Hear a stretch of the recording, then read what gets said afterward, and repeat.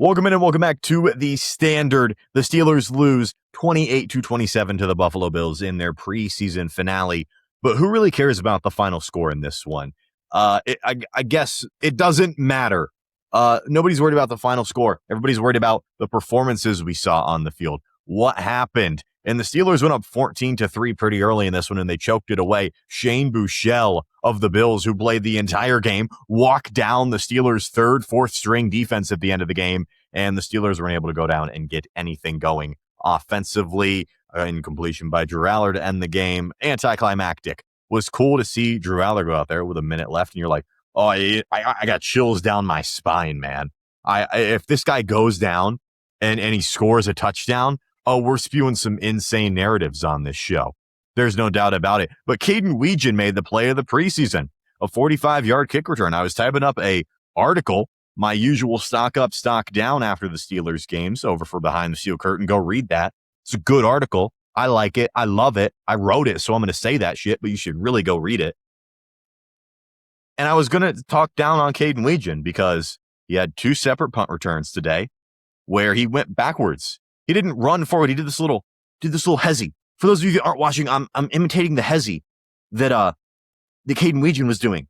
That's what he was doing. And he was going backwards on several punt returns. It's ridiculous how bad he looked. And then all of a sudden, he breaks one loose and he goes to the end zone, a 45-yard punt return. Now, the Bills punter should be put in prison for how terrible he was this game. A 25-yard shank at the beginning of the game to set up the Steelers in prime position, and they scored a touchdown almost immediately. And then a 45-yard, that's all Kaden Wetjen had to run? Yeah. Okay, good.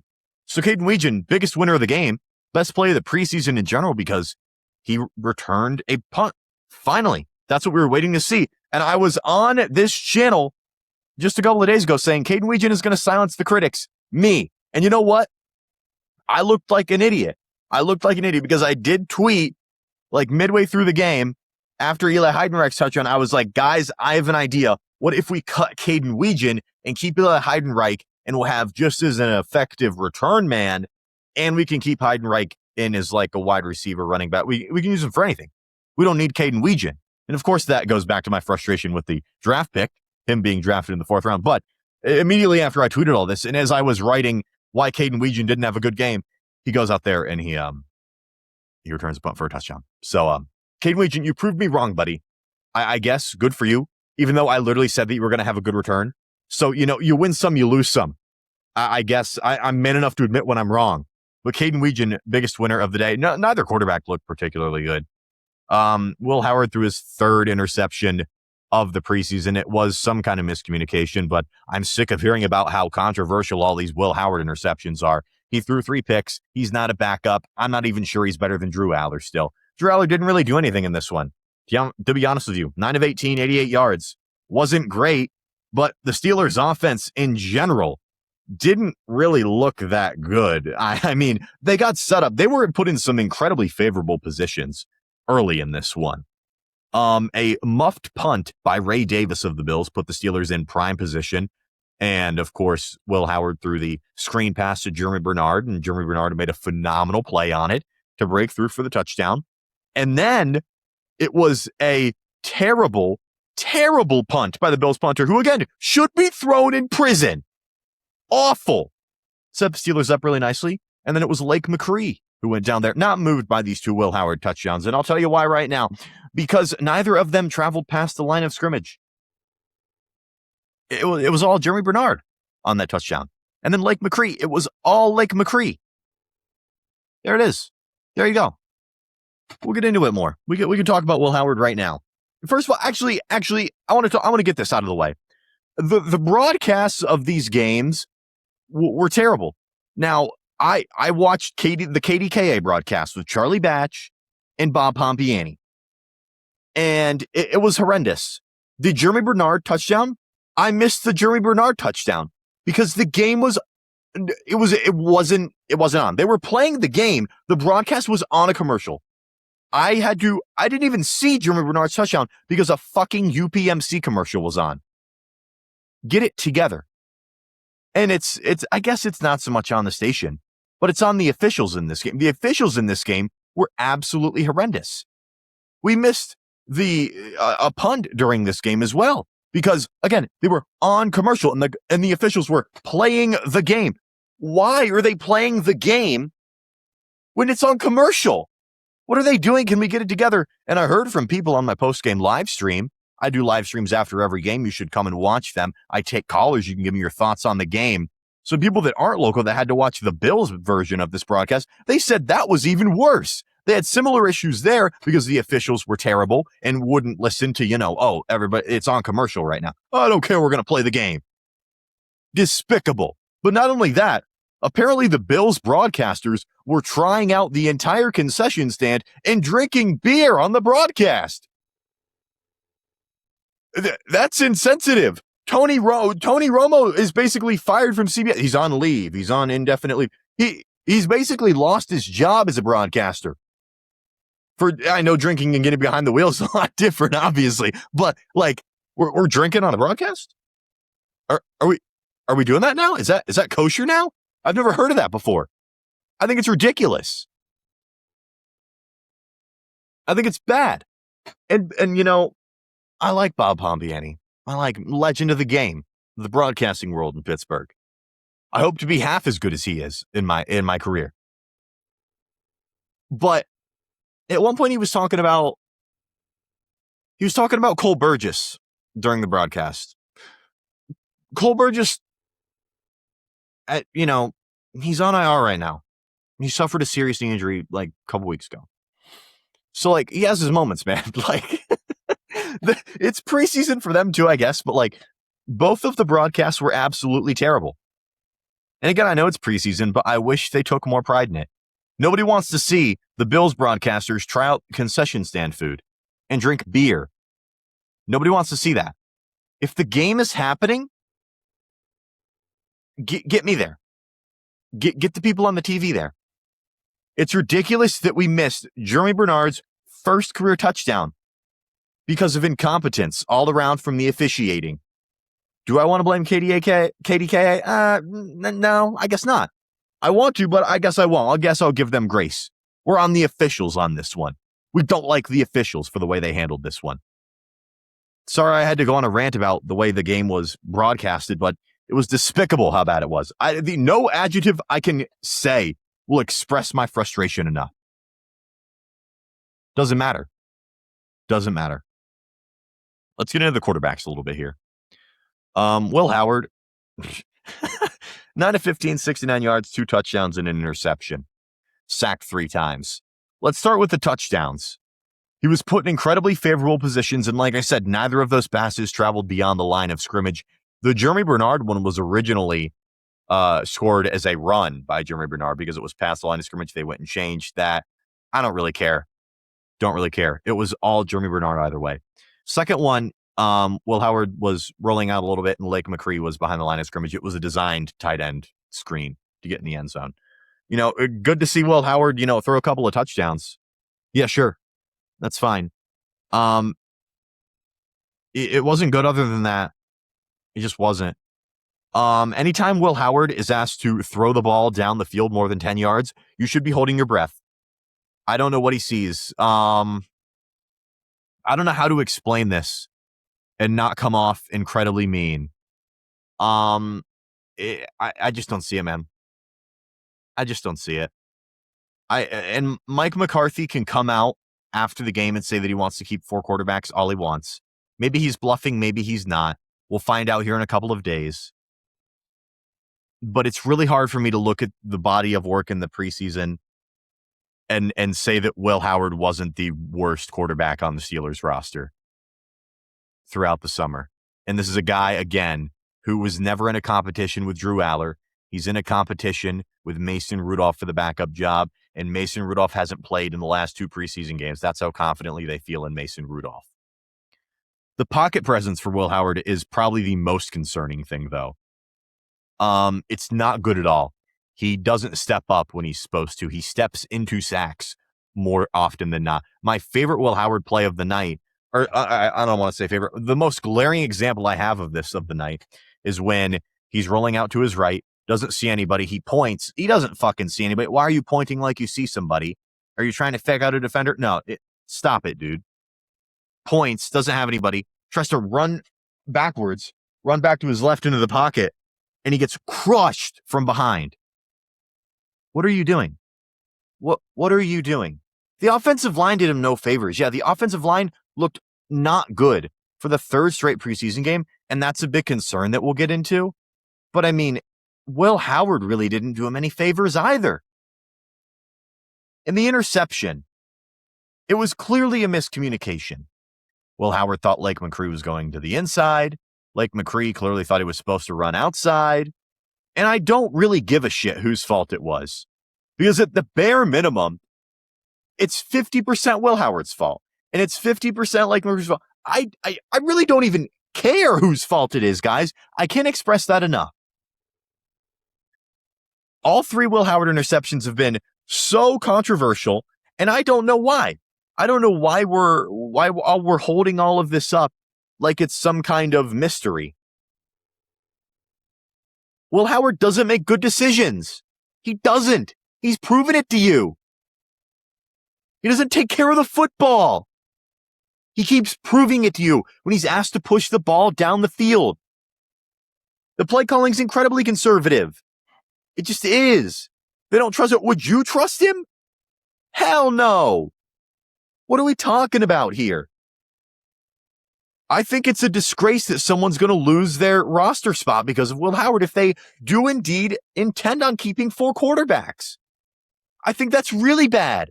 No team keeps 4 quarterbacks. No team should. Even if you're the Steelers and don't have an answer next year. I'll tell you one thing for shit sure. Will Howard is not your answer for the Steelers quarterback position. I don't know that they have the answer, but I can say with certainty it's not Will Howard. Absolute certainty. And Will Howard at one point, when Maxi Honachor got in, he let up a sack immediately, but, you know, it wasn't good play. And Honachor is trying to pick Will Howard up, and he looks kind of woozy, and he's like kind of out of it. And then, you know, you talk to the doctor, and then Will Howard's sitting on the bench. There's like a screenshot of him sitting on the bench, like all slouched over. Like he's like he was clearly concussed. Pretty clearly. And then after the game, Will Howard wasn't available to speak with the media because he was being evaluated for a head injury. He has a concussion, guys. So, there you go. Tough way to end the preseason for him. But at the same time, I don't know how you can logically say, let's keep Will Howard. Yeah, let's do it. No. Now, Drew Aller, on the other hand, wasn't good. I'm not going to sit here and pretend like he was like world breaking. 9 of 18, 88 yards. Kaden Wetjen robbed me of some Drew Aller hoops. And good field position. It's a joke, guys, by the way. That's a joke. Like, obviously, cool Kaden Wetjen. Good job, buddy. But yeah, Drew Aller, I don't know how much you can really take from this one. He's trying to push the ball down the field. The arm talent is still very apparent to me. I think he should. He's much, like I say, he's still closer to being a backup in the league than someone like Will Howard is. I'll maintain that, but he didn't really do anything like super crazy. Layered some nice throws over the middle that I really like. The ball's got a lot of zip. I can't really talk about Will Howard much, unfortunately, because there wasn't a lot. And that really, really blows. That really, really blows. Shane Buechele walked the Steelers down, by the way. Kind of funny that he played the whole game. Moving on from the quarterbacks, though, the running game.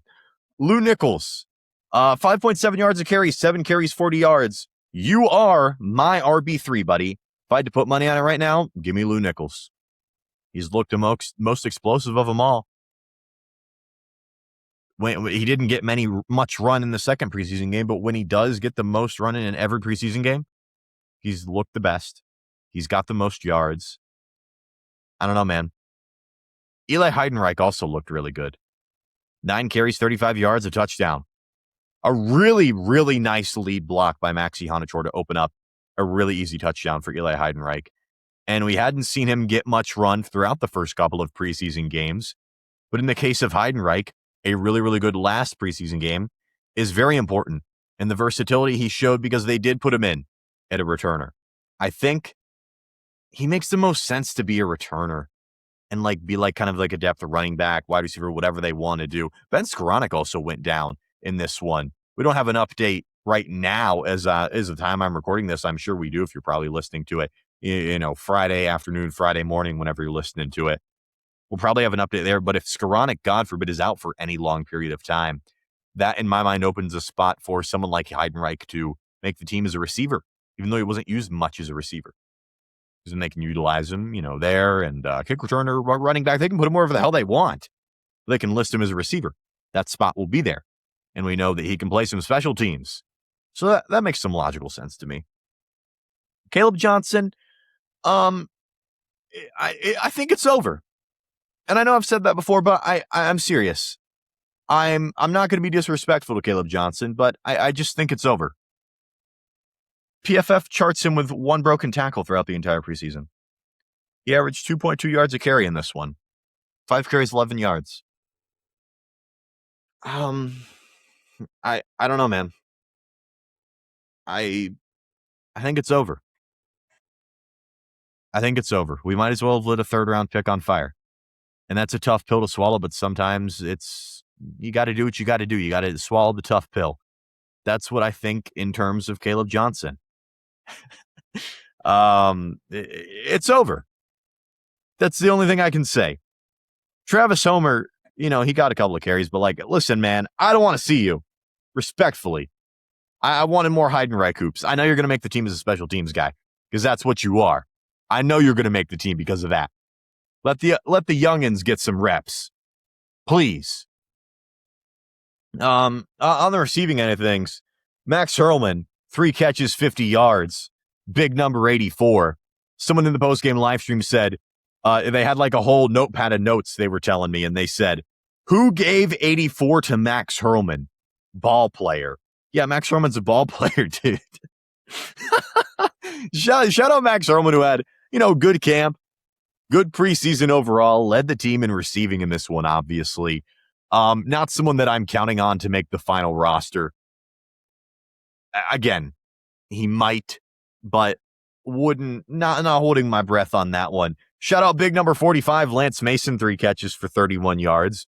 That was the guy last week that we were all saying, who the hell is Drew Aller throwing to at the end of the game? He's throwing to, who are these jabronis he's throwing to? Yeah, one of them is Lance Mason. Yeah, he was there. Jeremy Bernard, man, let me tell you what about Jeremy Bernard. As big of a Roman Wilson guy as I am, as much as Roman Wilson outperformed him in training camp and the Steelers clearly plan to start Roman Wilson in the slot, I would give those reps to Jeremy Bernard. I think that's the way this is headed eventually, and I think it's the way to go. I think it's the way that makes most sense. What are we waiting for? What are we waiting for?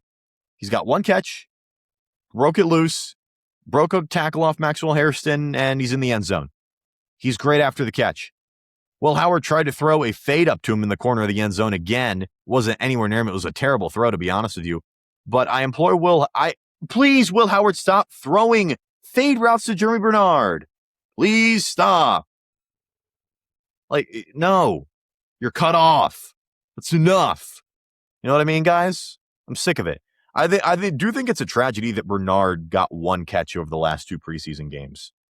Maybe that's a sign of, they want to use him more in the regular season. I don't know, guys. He was on the field a pretty good amount, I'd say. I don't know. Roman Wilson wasn't active in this one, and I guess that's worth talking about because that means one of 2 things, and they're very opposite of each other. It's either Roman Wilson has locked up the wide receiver 3 spot. He's played 90% of those snaps throughout training camp, roughly. I think that's the one I'm going with here. But it could also mean, they're going to cut Roman Wilson and they're looking for a trade. I think it's a possibility, sure. I don't think it makes sense. I don't think so. To me, I think that's more of Roman Wilson, whatever. Take the game off, buddy. Take the game off, even though I would have liked to see him get those reps. Maybe they got big plans for Roman Wilson FC week 1 against the Atlanta Falcons. Maybe they do, man. Who knows? Good for him, I guess. Lake McCree.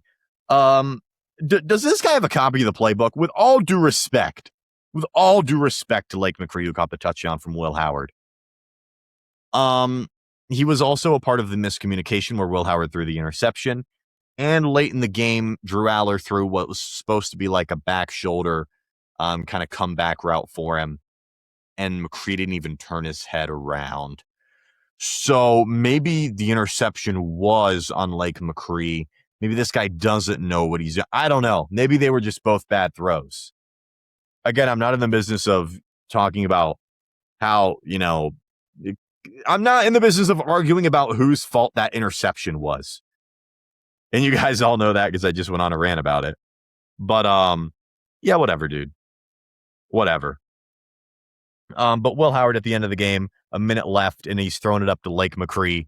I tweeted out, Lake McCree, I believe. Well, game on the line, Lake McCree, I believe in you. Like that's what they had Drew Aller doing at the end of the game. They had him thrown to Jacoby Keeney James.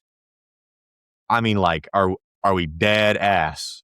Are we dead fucking serious? Levi Wentz that I'm throwing to out there. Cornell Powell, who's like a 3rd round pick or something of the Chiefs a couple years ago. Shout out Cornell Powell, I guess, dude. That was really funny. Anyways, defensively for the Steelers, I mean, I guess it's not like Bouchel had like a world beater game. He's a 3rd string quarterback. He's not good. 26 to 38, 196.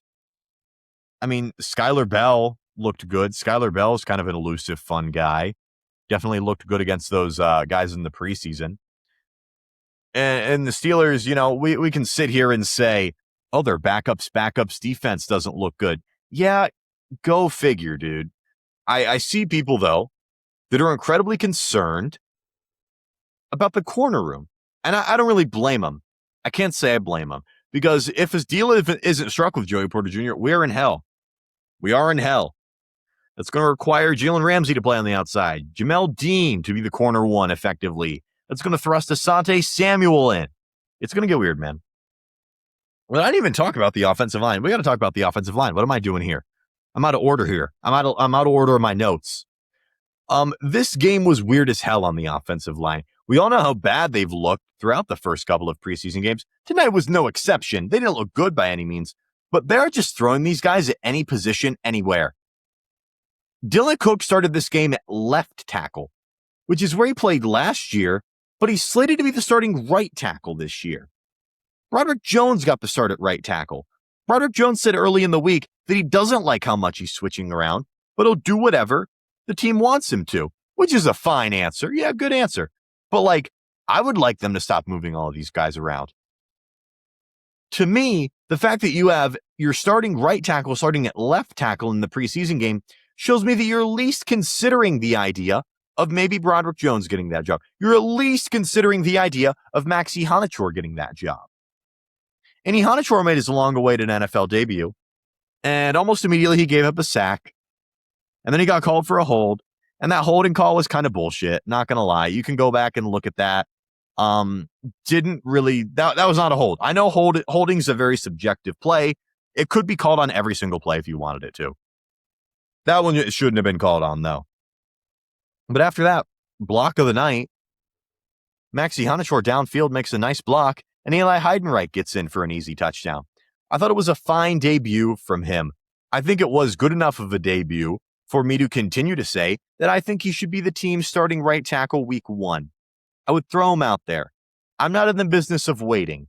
I don't know what giving Dylan Cook a shot really does for you. You're clearly not that interested in him. You're clearly not that committed to him if you're starting him out of position in your 3rd preseason game. And Dylan Cook played into the second half in this one, guys. Maybe they're just getting him extra reps. You can look at it that way. It was weird as hell the way they were deploying him. Heidenreich with a fine debut, though. Jennings Dunker looked like garbage. Jennings, it's a complete and total redshirt year for him. He's not going to see the field. If they want to switch any of the guards around this year, it's going to be Brock Hoffman going to right or left. It doesn't matter. They're not going to let Jennings Dunker see the field this year. He didn't show much promise in training camp. And he did not look good tonight. And I know he's undergoing like a position change. He's only ever played tackle in his life, really.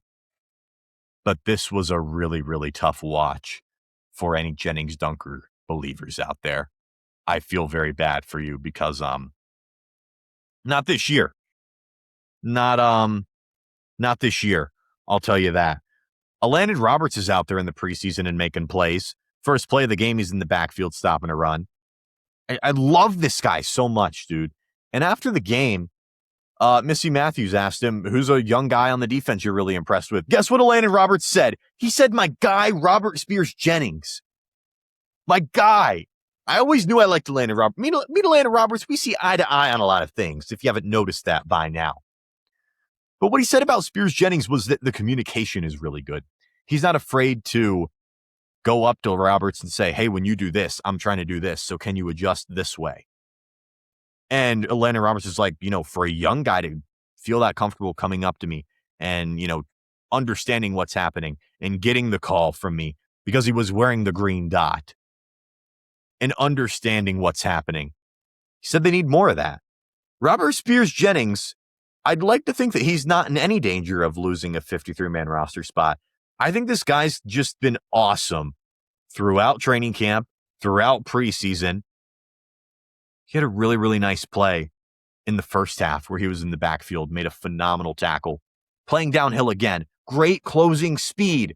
I feel vindicated on Robert Spears-Jennings because Elandon Roberts had to go talk about him. It's fucking awesome, man. I love that. Love that for Spears-Jennings. That's a lot of fun. There were people in my comments after the game immediately basically saying, like, why haven't we cut 42? Why haven't we cut 42? Joey, what's wrong? What is happening there? Guys, I'm not in charge of making the roster cut downs. All right? I'm not in charge of it.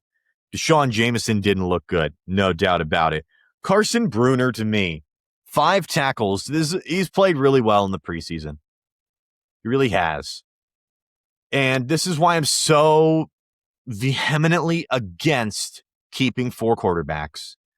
Because these are the guys that are most likely to suffer from that. Carson Bruner, Robert Spears-Jennings, like a Sebastian Castro. I think take Spears-Jennings off there. It's like a Castro, somebody like that. Heidenreich. It just doesn't make any sense from a roster building perspective. It really doesn't. You should keep your draft picks this year. You should keep the guys that are going to help you win this year. Because Carson Bruner, even though he's going to be like a backup linebacker at best, has a much easier path to being productive and helping you win somewhat this year than someone like Will Howard, who's not going to touch the field, and if he does, he's going to be garbage because he can't process. He can't move the ball down the field. Anytime he's asked to throw the ball 10 yards down the field, it is a disaster. People in the postgame live were telling me that his pocket movement looks a lot like Kenny Pickett. And I know that everybody's very, we're still all poisoned by that era.